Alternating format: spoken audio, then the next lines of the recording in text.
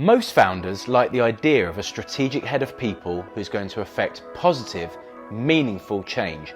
But why do so many of these hires break down inside the first 12 months, and what can you do to improve the odds of success? A strategic head of people is going to make changes to the way things are currently done and must use sound data to instill wider confidence in their recommendations. Likewise, leadership must listen with an open mind and fully support well-considered initiatives. Before interviewing candidates, leadership must first consider the specific motives for recruiting a head of people by answering the following questions honestly. What are the specific people challenges in the business? What is the root cause of them? What is standing in the way of resolving them currently?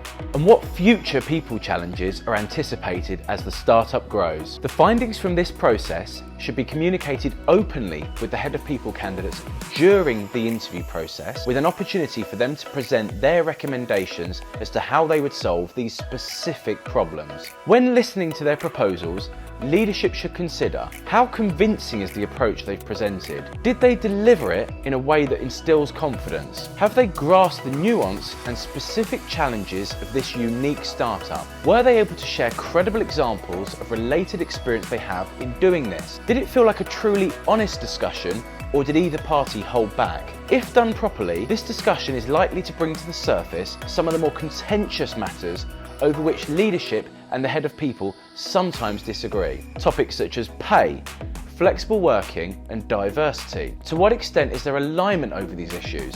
If not, how constructive was the debate? Did it leave you feeling stimulated or drained? So often, hiring companies become fixated on candidates who have done a similar role in a comparable startup elsewhere and completely ignore signs there is a clash of approach. Assuming the startup find a genuinely good head of people, the success of this hire is going to largely be determined by the level of trust placed in them to allow them to effect the necessary change. Therefore, instead of brand matching, leadership must objectively assess the head of people candidate's approach to problem solving, influencing change, and executing on initiatives, and consider how it's likely to land in your specific organisation.